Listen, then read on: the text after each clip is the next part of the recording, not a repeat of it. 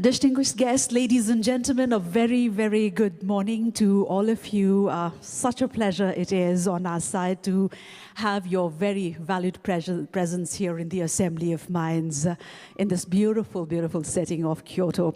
It's my pleasure, ladies and gentlemen, on behalf of the organizers and the hosts themselves and on behalf of the many hands who've worked so hard to put up this event, this convergence here in Kyoto, to welcome you all with the deepest felt warmth to the 2023 IGF.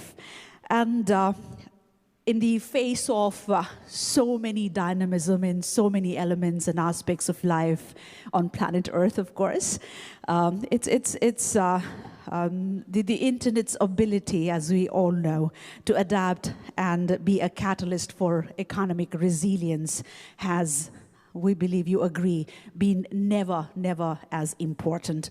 And it is at the heart of the solutions and the deliberations that we seek, providing us with innovative tools, global connectivity, and opportunities to forge ahead on the path of the aspired prosperity, solidarity, and collaboration. Ladies and gentlemen, these are the very opening thoughts that we would want to share as we look forward to opening the very first engagement here at this main hall of the 18th IGF. And I'm Shivani Thapa-Bosnath, your privileged moderator. I'm a news editor, senior news editor with Nepal Television. That's the state media there, and feel very, very honored and privileged to be having this responsibility of steering you all through this, the very first panel, the high-level track session here in the main hall of this venue. And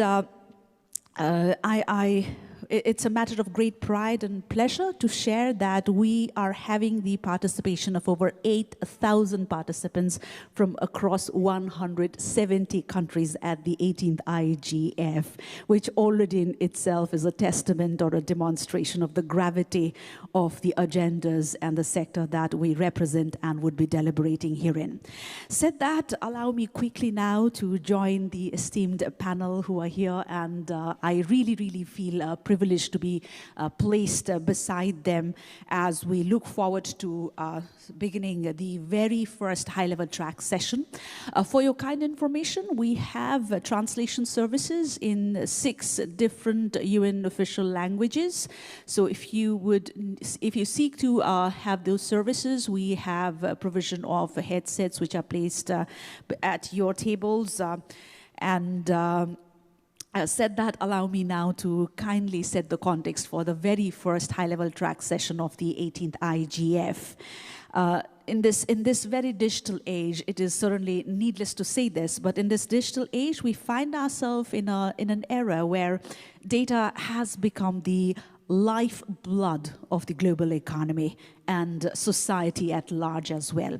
Now, the rapid development of technologies such as artificial intelligence, IoT, as well as the blockchain, and so many more, these have fostered an unprecedented growth in the volume as well as the velocity of data.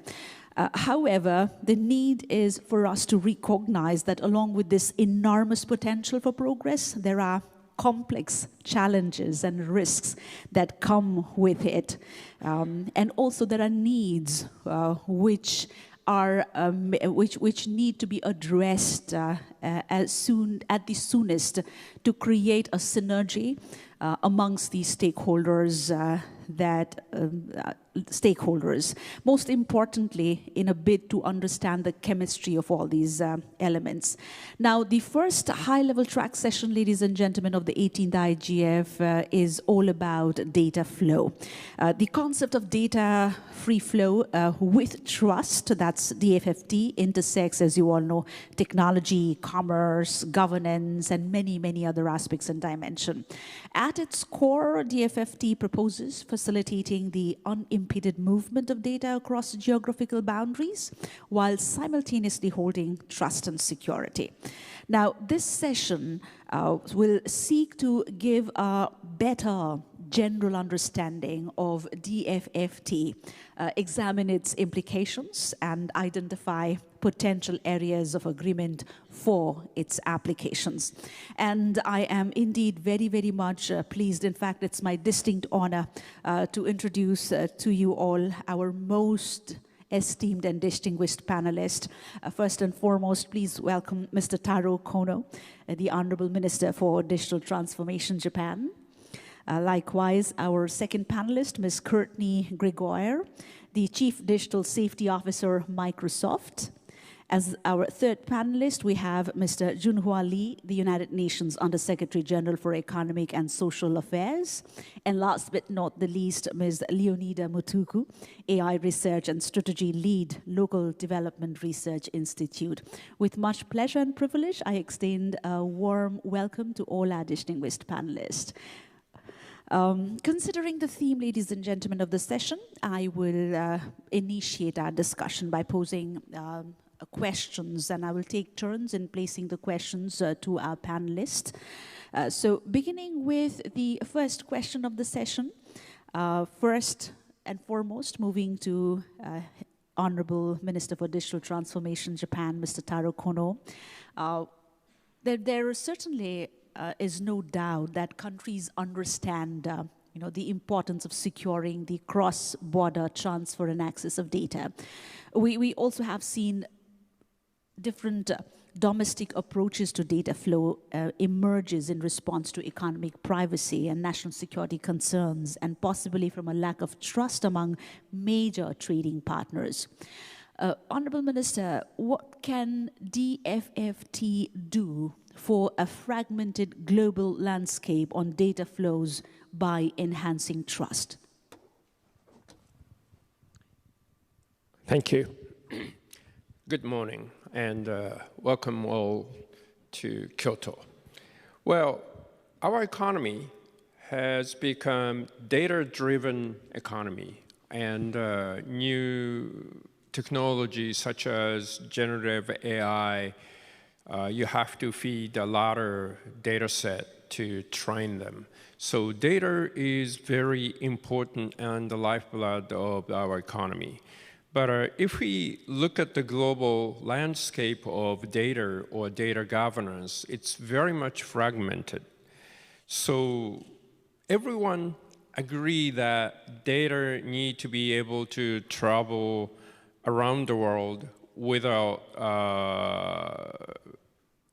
interruption or delay and with very predictable manner. But it is quite difficult because people have different idea about privacy and security. It is more ideological or even theological. I mean, you can talk to each other, understand what the other side actually think or believe, but it'll be very difficult to have a convergence. So DFFT need to address the way to increase interoperability of data-related regulations, and DFFT need to discuss issue of reliability and accuracy of data itself. Right now, we see a lot of misinformation or disinformation coming up. So accuracy and the reliability of data is important. And thirdly, we need to discuss issues of credibility of originator or sender of data and the history of how the data has been modified. So in order to talk about privacy and security or trustworthy of data, I think we need to solve the issue of gaps. So DFFT is to enable policymakers, academia, and private sector to collaborate with discussion and technology. We have had so many forums to talk about data, but it's ad hoc, it's more sectorial. So we are talking about creating an international arrangement to provide permanent space to discuss issues concerning data.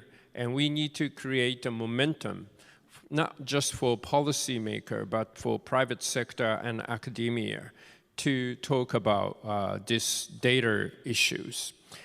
And data, you have to discuss not just the policy alone, you have to discuss the issue of technology. You need to incorporate technology to make data reliable, trustworthy, and make data travel across the border. So we need to create the momentum and the space to discuss and implement a concrete project to enable data to travel cross-border with trust. And that is the concept of DFFT. So hopefully, as we agreed among G7 and agreed among G20, we would like to set up an international arrangement for partnership to discuss data issues, cross-border data issues with many countries, not just limited to G7 or G20, but we need to include every country to join the discussion. And we need to implement a concrete project to allow data to travel cross-border, even though we may not agree on how we're going to regulate data transfer. Thank you. Yeah, thank you. Thank you, Honorable Minister. That is quite an optimistic view where he says it's pretty much doable to fill all those gaps and loopholes through institutionalizing partnership in arranging for covering the loopholes and voids. Moving to His Excellency, the UN Under-Secretary General, what would be your say in this particular regard? Well, thank you, Madam Moderator. Good morning, everyone. It is a great pleasure to join all of you in Kyoto, and together with some outstanding panelists. I just want to underline that our special thanks to the government of Japan and also the remarks by Minister Kono with regard to this initiative, DFFT. As we all know that it was suggested by, it was proposed by the G7 and discussed at the G20. I just want to follow Minister's remarks. Today it's a good opportunity to further develop this idea and hoping that we could arrive at somewhere at the global scale. But how we can do that? Then I took your word, trust. To UN, trust means partnership. Trust means general participation. And also, I guess everyone noticed that about 3 weeks ago in the UN headquarters, we had the SDG Summit, the Sustainable Development Summit. Why we had that? Because we did not have a rosy picture before this. The SDG program was initiated 2015, and after 8 years, only about 15 targets will be on track, and more than 1/3 either off the track or recession. So that's the very, very severe situation we are facing. So how we could advance the 2030 agenda? Data, digital, that's one of the most powerful tools at our disposal. So to advance this DDF, then we need to involve more participation from majority of the UN members in its contents, in its regulations, and its potential benefits.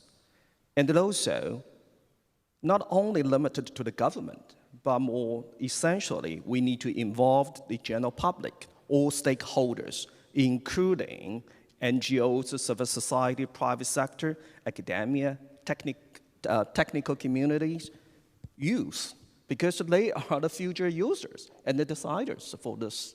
So that's something that we really cared about it. We hope that based on our discussion today, we may see the new sign, new impetus for this new initiative. Thank you.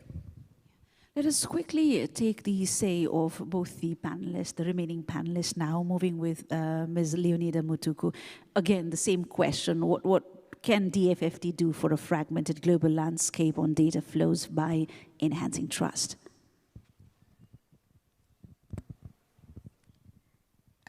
Good morning, everybody, and thank you for that question. I'd like to take a moment to reflect on some of the points that my fellow panelists have brought about, specifically the issue of participation. I think with DFFTs that when there's created trust in those data flows, then it increases the likelihood of participation from everyone and that no one is left behind. However, as part of responding to your question, I'd like to take the time to reflect a little bit on the recommendations of the Africa Union's data policy framework. And this was ratified by African Union member states last year. And the policy really adopts an approach of people-centered approaches to cross-border data sharing and policy frameworks around that. So this means that we locate the people at the center of these data ecosystems and allow then policymakers to leverage on that as they are creating policies. And so this, in a way, considers the uneven economic and human development that tends to take place in emerging economies such as the one I represent.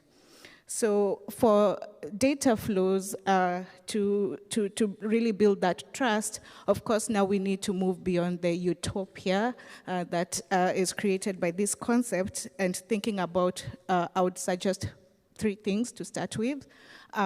Data categorization.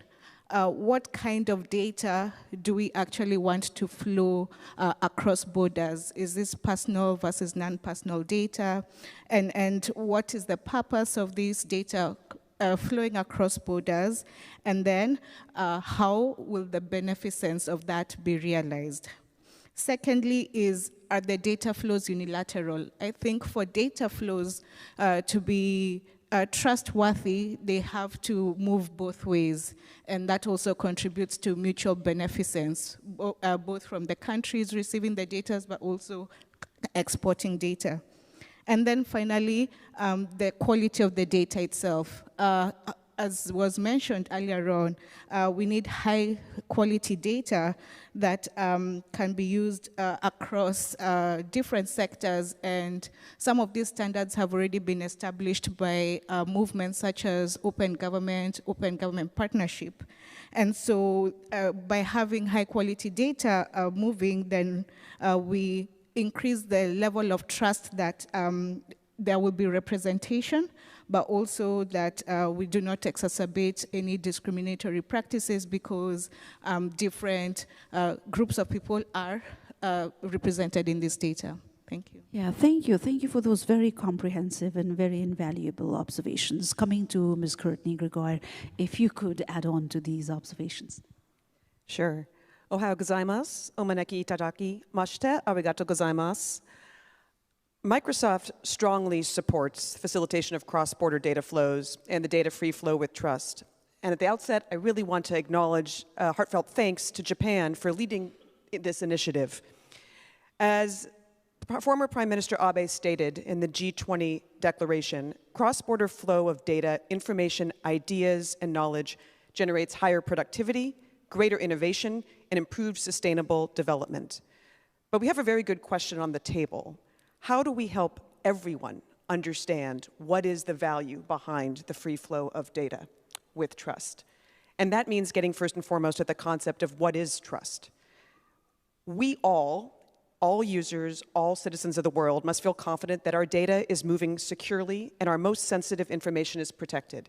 This means keeping core principles at the heart of the work. That is privacy, safety, security, and transparency. We need strong commercial privacy protections to ensure that all those know that their information is being well protected. And we need trusted mechanisms to transfer information, because at the end of the day, the reason behind this, which was said so well, must be human-centered for all to gain value and opportunity.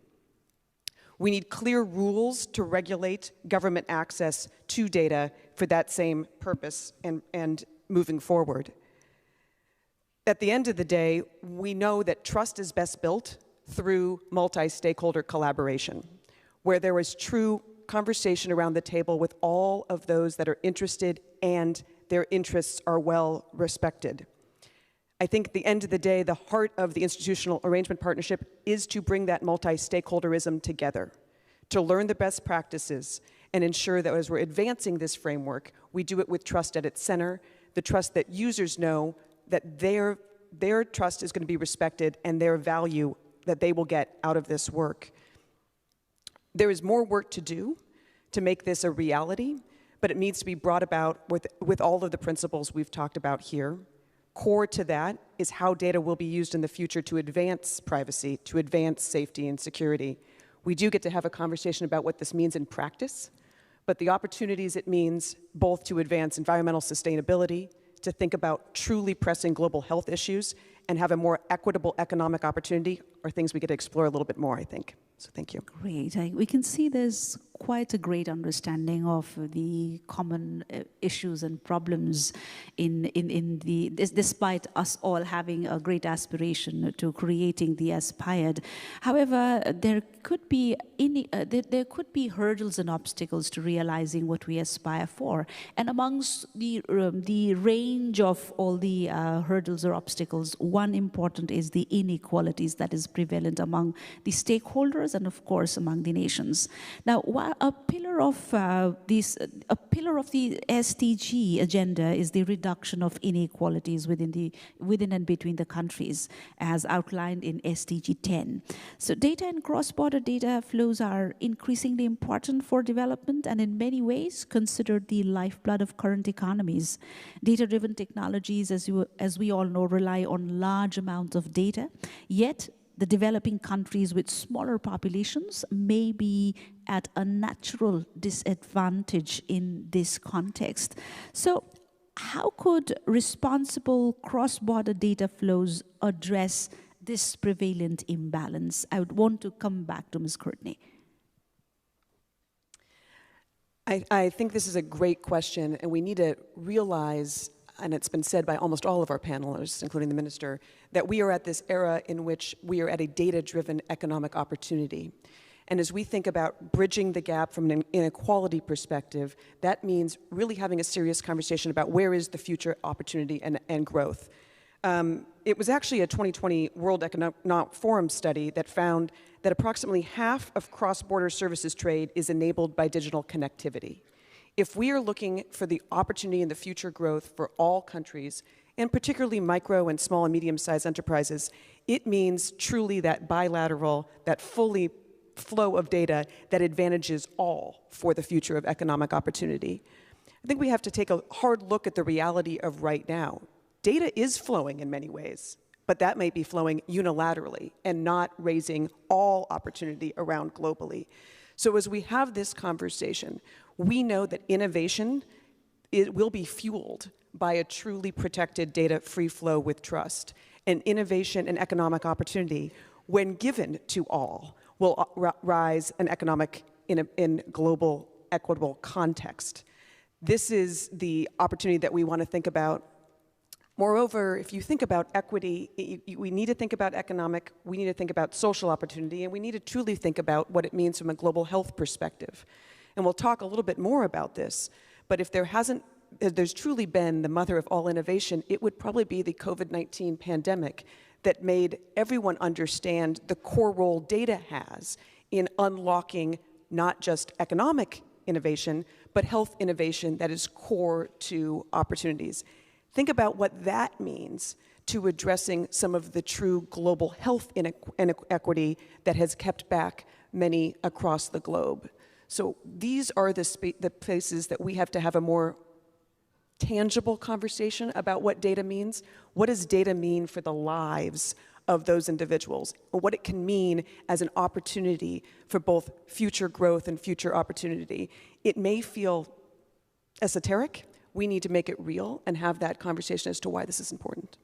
And Ms. Mutuku, could you add to these observations, please? Thank you very much.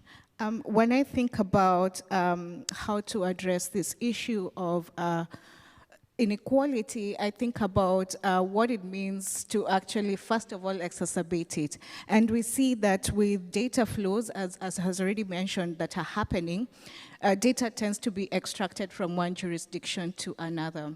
The question, though, is once this data moves across borders, who is processing it? And do they understand the context and nuances of where the data originated? And so to be able to counter the imbalances that would arise, then it is really important to have, at this juncture, participation also in the processing of data by people who have context and understanding of the nuances that the data holds from the jurisdictions in which they were extracted from. Secondly, it's the issue of scarcity mentality. Having been an AI researcher, one thing we like is to have as much data as possible to create these systems that will make decisions on behalf of people. But the question is, do we really need all that data, or should we be very critical and careful of the data that we want to access and utilize to make these decisions? So in this sense, if we are only using the relevant data, then it doesn't matter how much data, let's say, is possessed or could be collected from a population. What matters is what specific data will be utilized to make decisions in that context. And one example I'd like to give to illustrate this is the issue of language data. We do want, of course, for instance, some of our most under-resourced languages to be represented in systems of the future. But there's the issue of if you're not participating on the other end of it to process this data, then the issues such as mistranslations or that missing of context may arise. So even as we think about data flows, I think it's the ultimate use of that data that could potentially increase the inequality, and having participation by also representatives of the data in processing it can help mitigate that. Thank you. Well, thank you. My next question is centrally directed to Mr. Lee, and then I'll come to Ms. Leo, and then to the rest of the panelists. So monitoring progress towards the SDGs requires high-quality, disaggregated data, and of course mapping interactions among different initiatives to meet the goals.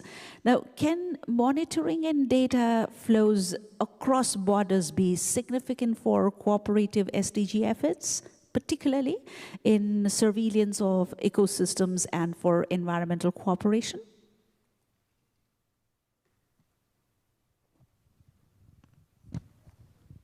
Well, I guess very straightforward answer is yes, very positively, because cross-border data sharing and the international cooperation are essential for achieving the SDGs. People may ask the why. I guess everyone would agree with me that the SDGs is about the global in nature. It's not about the individual country, about the individual group. It's about the whole membership or the humankind. So many of our challenges we are facing is cross-border. It's a global. So definitely, logically, naturally, we called for the international cooperation and the data sharing to tackle all those challenges. And monitoring and sharing the data, of course, are essential to tackle those transboundary challenges. But I have to say that just now we talked about inequality in data or digital divide between the countries or even within the countries. That is one of the serious phenomenon we have to tackle with. We need to give the policy consideration how we could bridge the gap to addressing the quality data and to ensure the data sharing across the border and lay down the solid basis for the international cooperation. And of course, we, United Nations, and particularly my department, the Department of the Economic and Social Affairs, we have devoted 70 years to facilitate the member states in capacity building and also norm setting, international norms, governing the data sharing and governing the data collecting, of course, and its utilization. And then also, just recently, my department launched, we called it the UN Data Commons for SDGs, a platform that integrating the authoritative the SDGs data and information sources from all the UN entities. It's not about a single UN entity. It's a cross-cutting from all UN entities. But one thing that I just want to underline, that is cross-border sharing also fostered collaboration and knowledge exchange. Just to give you an example for the disaster reduction, we need early warning system. That essentially means the data sharing would serve the very fundamental thing for the early warning system. Thank you. Ms. Leo, what would you say to this? I would actually say I'm in 100% agreement around the partnerships. And I'd like to highlight, for instance, when we think about surveillance for ecosystems, one of the interesting partnerships that are coming about are around Earth observations, for instance.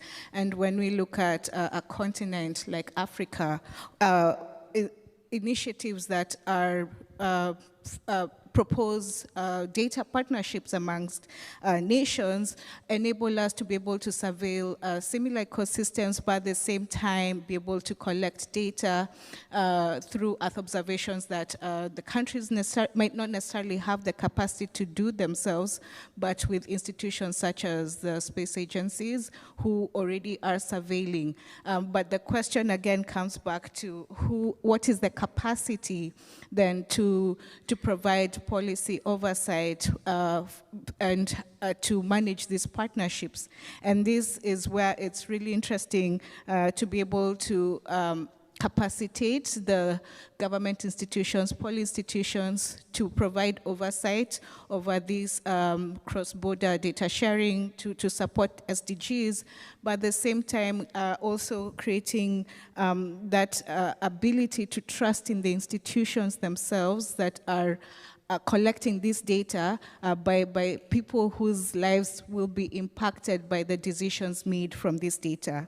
And this trust is built by understanding whether these institutions are transparent and accountable to the people, but at the same time, whether there's relevant engagement, especially in mass surveillance systems, if there's relevant engagement to explain to citizens that these data sets are being utilized for these specific indicators, then it creates that trust.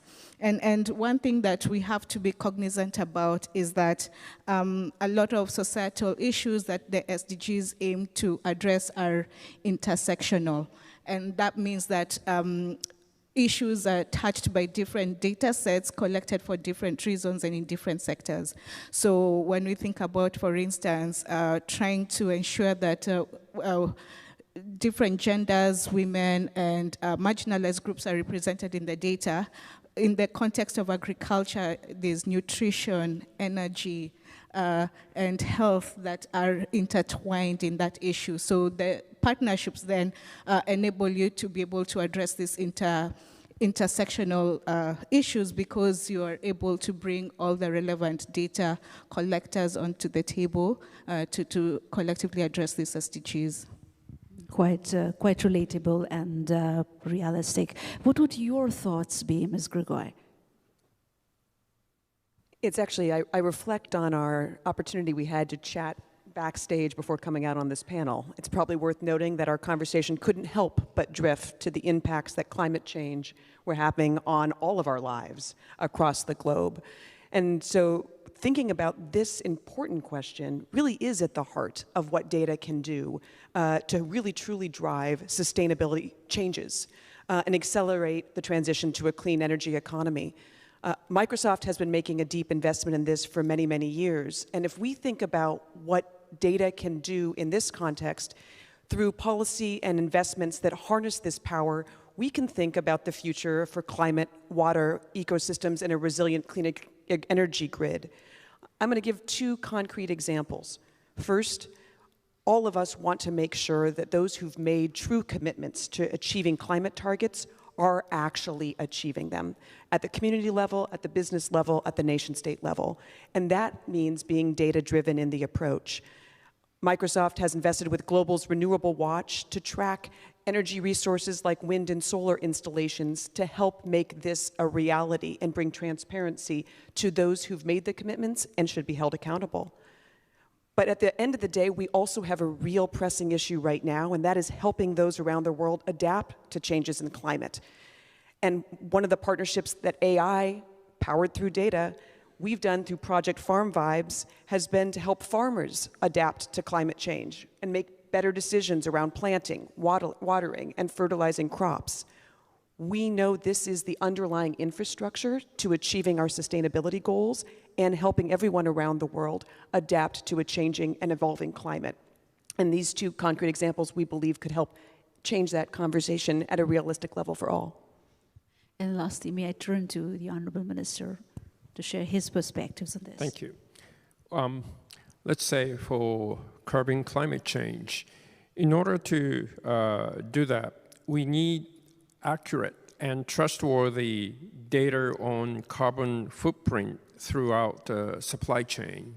And the supply chain nowadays go beyond the national border. So we need to make sure the data measured accurately and numbers calculated correctly and data are not tampered. And I think countries need to share those data in an interoperable manner. So that's where DFFT comes in. In order to do all those SDG projects, no country can do that alone. Everyone needs to exchange data and make sure the data is accurate, correct, and not tampered. So we need to increase the interoperability of cross-border data flow. So it is important for across the board on SDG project. That's where the FFT comes in. Well, great. Coming from the reflections of the observations and perspectives shared by the panelists, we understand the needs and urgency as well, and especially if you look back in the recent past, the COVID pandemic has been an awakener for almost all the global entities and nations. It has awakened our perspectives, our thoughts, the needs, everything, and many things surrounding data itself. So the disclosure of health-related data across borders during those COVID-19 the pandemic was critical, as you have already acknowledged, in mitigating the harm to the societies back then in the time of chaos and even in the aftermath. Now, considering the 2030s agenda's imperative to ensure health and well-being for all, and that risks are increasingly, borderless, as we have seen it by ourselves, what can be or what are the possible scenarios for trusted and equitable data sharing for health? Over to Ms. Leo. Thank you so much.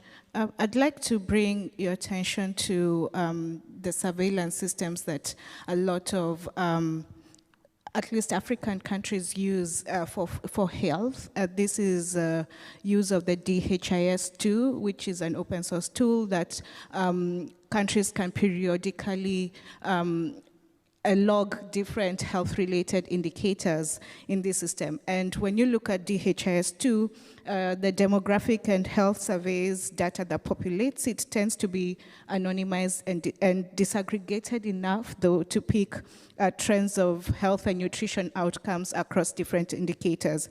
So in this sense, these data sets are in a manner very granular enough to make relevant decisions and can be shared safely, especially when we consider that personalized data is not included in the systems.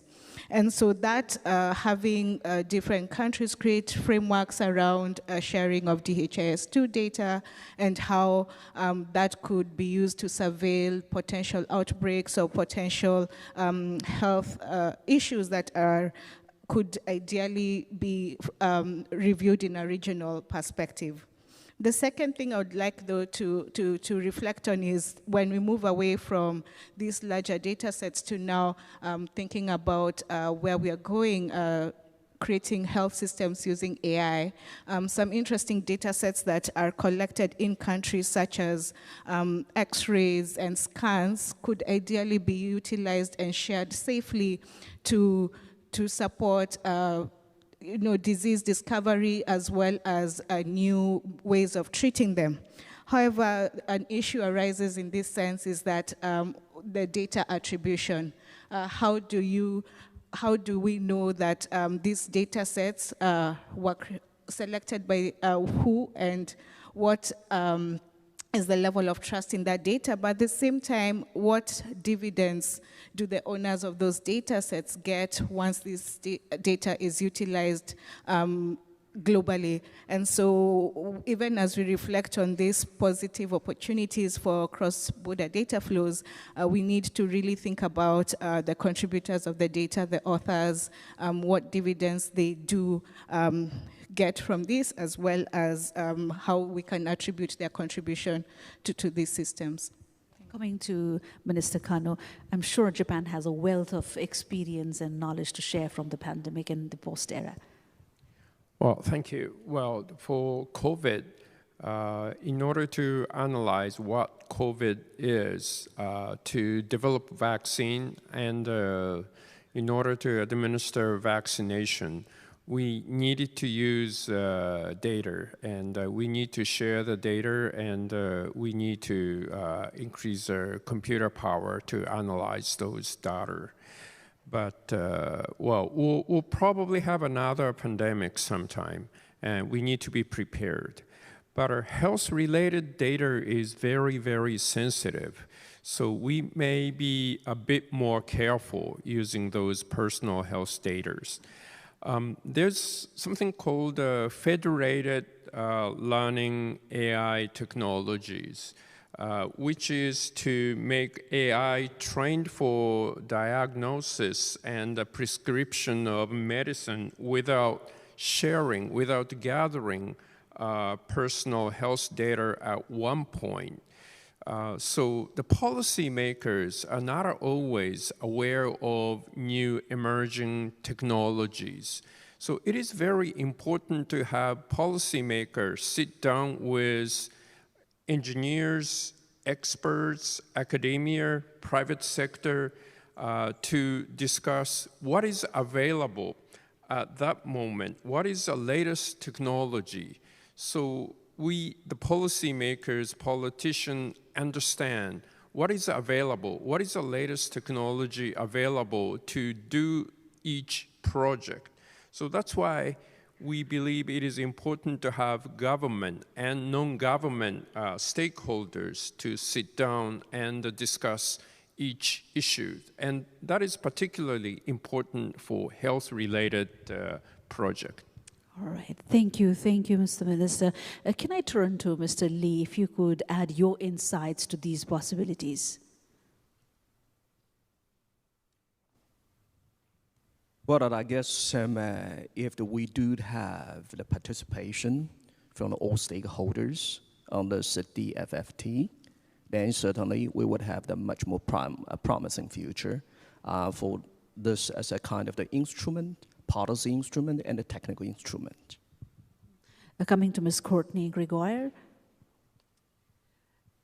I think this has been well said, but it's true that we experienced the COVID-19 epidemic becoming somewhat of a mother of innovation that incentivized organizations around the world to shift their approach and understand that immersive sharing of data was critical to the future from a public health perspective, and they needed to do that in a way that had trustworthy frameworks that enhanced privacy.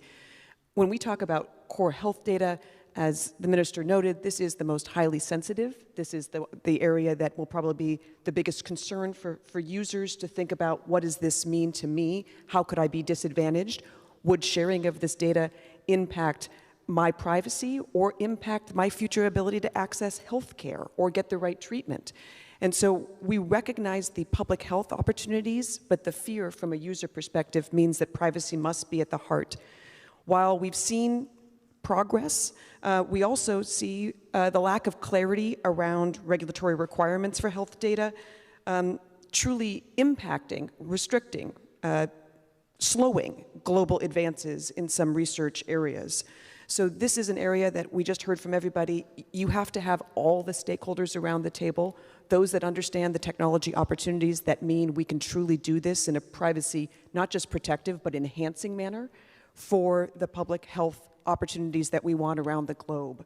And it is an area that is going to make perfect sense, that needs multi-layered regulatory approach, given the sensitivity of the underlying data.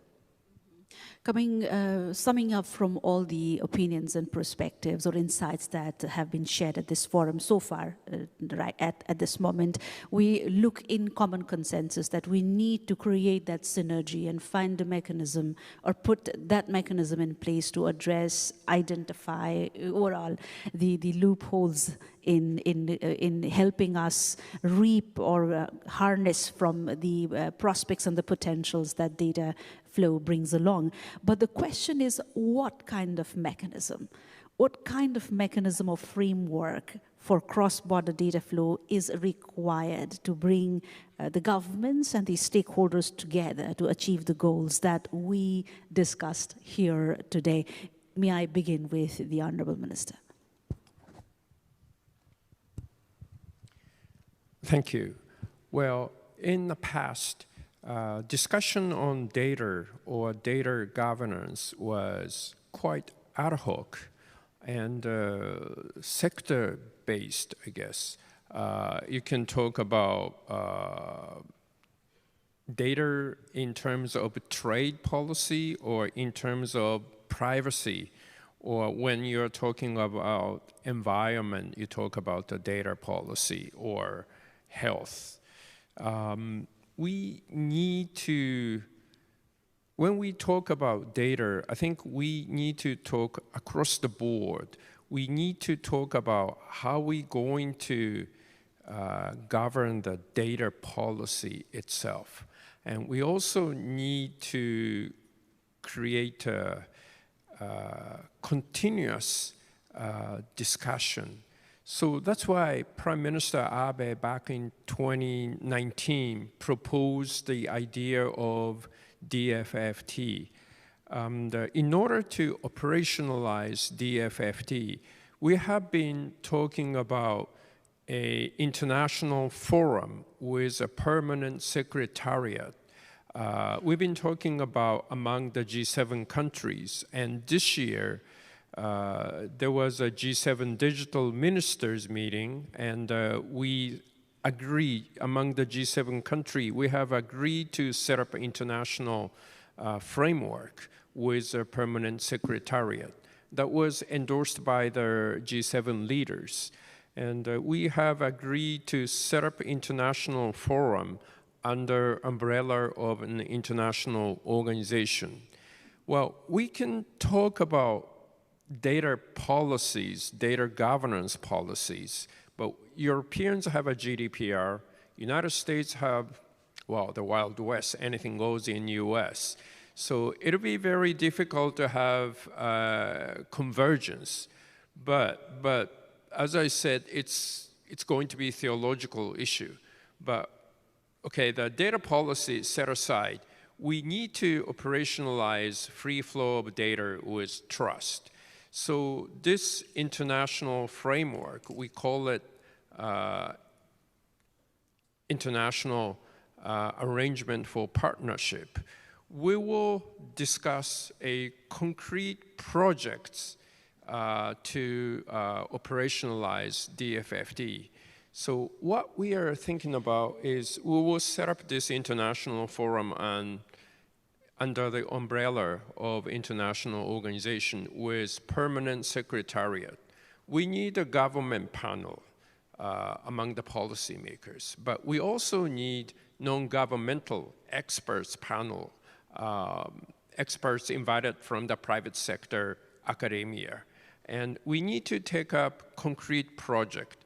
I believe we need to talk about international database on data regulations, data governance policy of each member state. So you can go into their database and find out what each country require you to do if you want to do business in certain country. And we constantly need to update.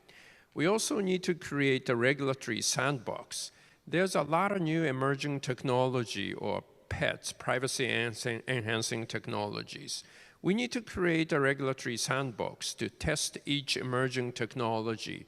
And if it's passed, it should be able to apply each member state. And we'll probably need to take up some concrete project for each issues like health, environment, things like that. So we'll probably need a permanent secretariat and a government panel, non-government panel. That's what we are trying to do. Thank you, Honourable Minister. Moving now on to the rest of the panelists, beginning with Mr. Lee. What are your thoughts on this? Thank you. I just want to follow the comments by Minister Connell. We all recognize that there's a huge gap in the global data governance structure. So definitely we need a global framework or mechanism to enhance the global data governance, including data flow with trust. But however, I just want to share one aspect of during my conversation with some policymakers from the global south, developing members. They are very concerned that now probably they will be becoming the primary data providers to the business located somewhere, but not in their own territories. So potentially limiting their governments and the local business access to their own data. This dynamic could potentially disadvantage them in international markets, in international cooperation. That is why we need to strengthen the national institutions and accountability, particularly with regard to the global assistance to the global south to bridge the gap in the digital divide. And this required not only the assistance from the global south, but it also needs a regulatory framework and a stronger public digital infrastructure and data capacity. And this required a buy-in and the participation from almost all stakeholders on agreement on the robust data sharing practices and the governance structure. Thank you. Coming to you, Ms. Courtney Gregoire.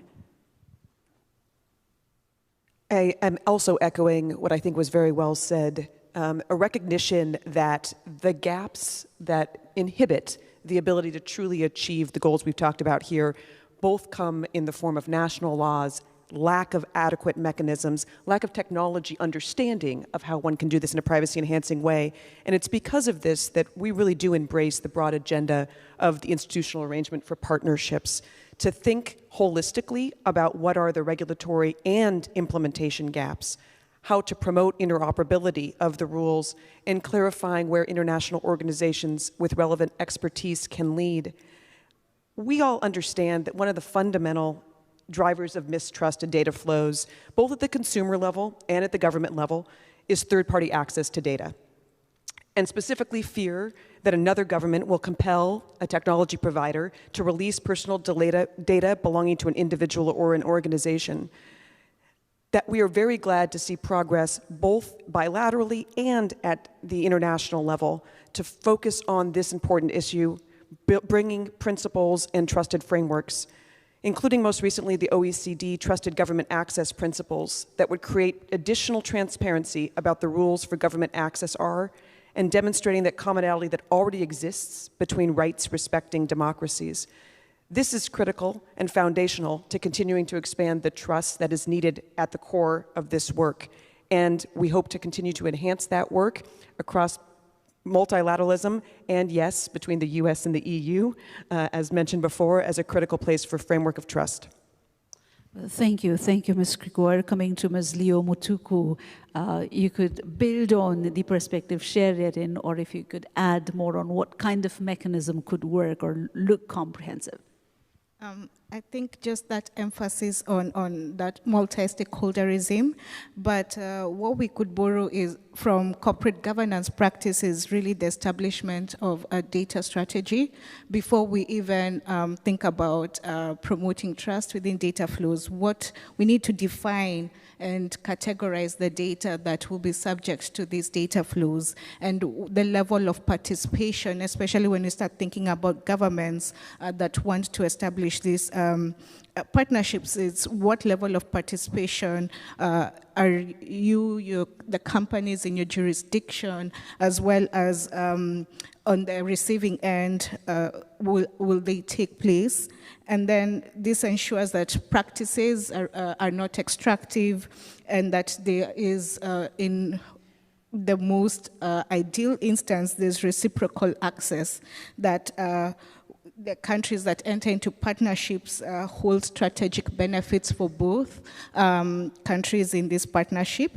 And finally, one thing that these data strategies will ensure is that without thinking too much about sovereignty versus localization, that ethical and cultural sensitivity is still maintained, especially in cases where the data that might need to flow involves indigenous communities, or there is the likelihood of sensitive cultural information. So once the strategies are in place, then other operationalization initiatives, such as what was proposed by Minister Kono, including the regulatory or operational sandboxes, then can be established. And then finally, it's very critical, as this is happening, to do monitoring and evaluation. That way we are sure that we can correct any missteps as they take place.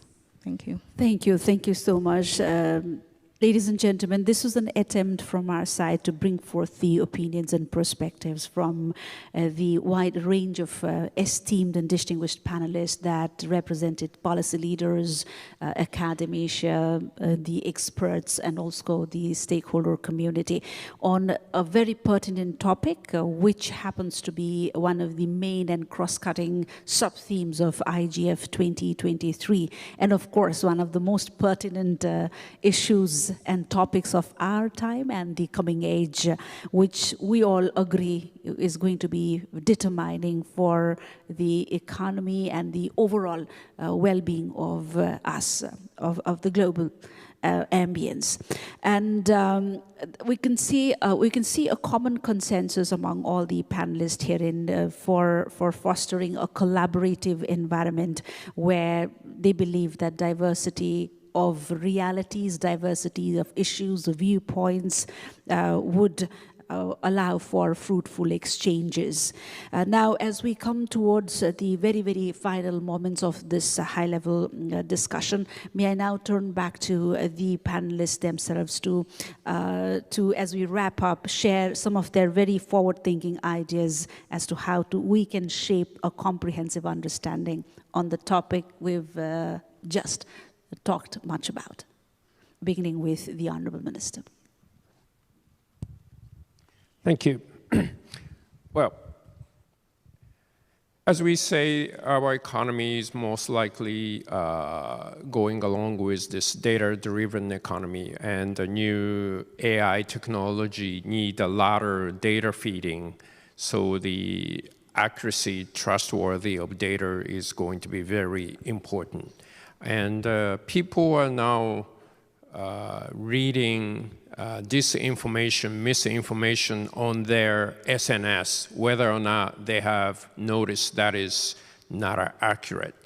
So I think among the policymakers, among the certain industries, academia, the importance of data is widely shared, and we have been discussing issues concerning data. But as a policymaker, as a politician, I need to reach out to the general public, and it's just not me. I guess all the policymakers need to reach out to the general public. Industry probably reach out to the general public.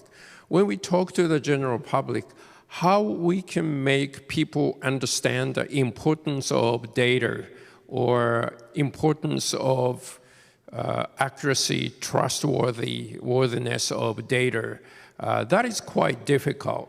So we constantly need to talk to the general public, and we need to constantly try to make them see the threat coming from disinformation, misinformation, threats to our common values such as democracy, freedom, rule of law.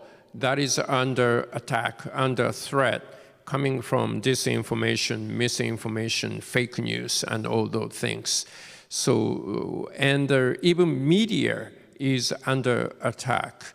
The trust towards media is going down, as well as many government institutions. So this information or data issue is not just an economy issue. It is issue concerning our common values. And the issue is how we make general public understand the importance of this issue. How are we going to get them involved in the discussion? And what kind of technology going to be available to counter disinformation, establish trust of data is going to be important. So this is not just a policy issues. This is also technological issue as well. And this is going to be very important, not just for economy, but for the society as well. That's what I would like to emphasize today. Thank you. Thank you, Mr. Minister. May I turn to His Excellency, the Under-Secretary General? Thank you. As we move to the digital society and even beyond, I certainly believe to advance this DFFT is critically important for all of us. Based on our discussion, I think the three brief points that I would like to share with you, all of you. First, it is important to bridge the digital divide within the country or between the countries. We need to ensure that the digital divides are not exacerbated by free data flows, because some countries do not have the resources to compete with others in data economy. And we must enhance the public trust and ensure that the full involvement of all stakeholders and all the developing countries at all levels of the decision making. Second, it is important to ensure the privacy and the security of the data and the data application. We need to make sure the people's data is protected, especially when it is transferred to other countries. Third, to respect data sovereignty is also important. This is an area we need to think about it carefully. And the Secretary General of the United Nations, Mr. Antonio Guterres, actually proposed a global digital compact, which actually would address the global data governance structure this initiative will be discussed at the forthcoming Summit of the Future to be held in September 2024. We hoped and we strongly invite and urge all stakeholders to involve in this process, to discuss, to consult with each other under the framework of the United Nations. If this new global digital compact that could be endorsed by leaders when they meet in New York next September, from UN, we believed we do have a very sound, solid basis to move forward to all those global governance mechanisms on data, on digital, or the other related areas. Thank you. Yeah, may I now come to Ms. Courtney Gregoire? I love the themes that have already been outlined as we sit and think about this criticality. Minister, you said it well. I think we're looking at a room of people who understand how core data, including cross-border data transfer, is to economic opportunity, to innovation, to tackling some of the world's greatest challenges, whether that is environmental sustainability or the world's next pandemic. But our average person does not understand this at their core. And so we come today to have a conversation about what does it mean to advance and institutionalize data-free flow with trust. I think we need to think a little bit at the heart of what does the word trust mean. Microsoft ran a multi-year campaign, I actually think we still do, called Microsoft Runs on Trust. And what that was is to have everyone in our organization understand that you build trust every single day by a constant investment, and you can lose it within moments.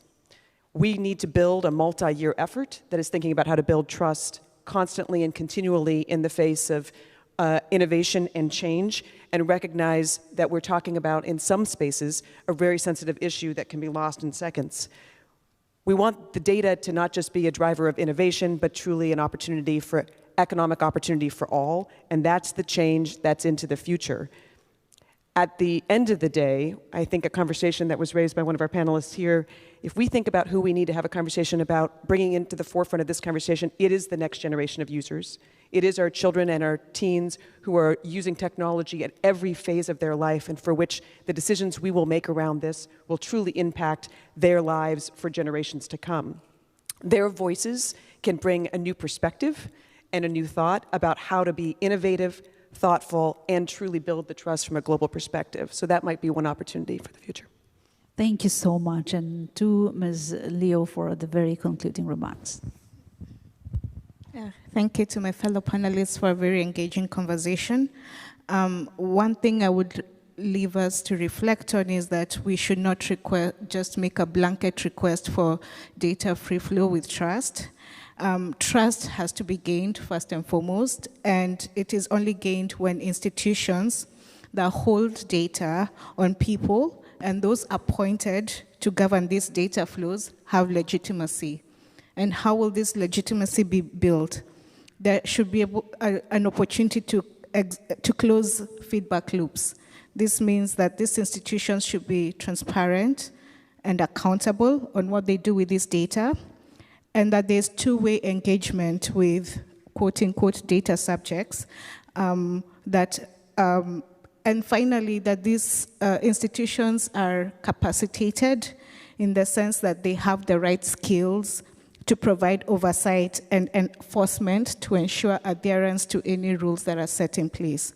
So once this is done, then it is easier to build trust in data and data technologies that can transform progress towards achieving the SDGs. Thank you. Thank you so much. Ladies and gentlemen, now towards the very end, in wrapping up this session, we have witnessed a very subtle yet very insightful thought sharing from our very prominent and distinguished speakers herein. Now, it is very, very evident that the dialogue around data governance might sound easy to the ears, but again, it is a very complex and multifaceted issue, requiring a very, very delicate balance between the free flow of data and the establishment of trust.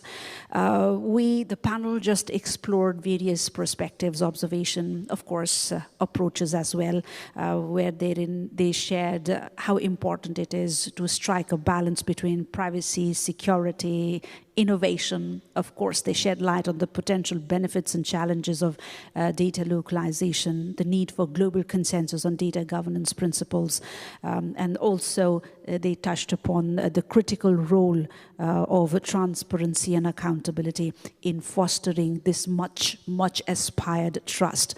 Now, as we all look forward and move forward, the common reflection of the panel certainly is in maintaining an inclusive, multi-stakeholder approach to ensure that the policies and frameworks that we develop are reflective of our diverse realities, needs, and perspectives, with cooperation and collaboration at the center of it all. And the most important emphasis laid by the panel was in continuing to engaging in dialogue, sharing the best practices and innovative solutions, while keeping in mind the fundamental values around which our overall well-being rests on. Thank you, distinguished members of the panel, for your very, very valuable time that you spared to this forum. Of course, for your very thoughtful contributions, for the value that you bring to the entire forum here in Kyoto, and for the great work that you all have been doing in your own domains to shaping a digital future that is built on trust, inclusivity, and mutual understanding. And with these words, that's all from the panel, ladies and gentlemen. We thank you for being a great audience. And as we call this session off, may I request the distinguished panelists to kindly walk towards the left of the stage for a quick group photo opportunity. Thank you. And thank you. That's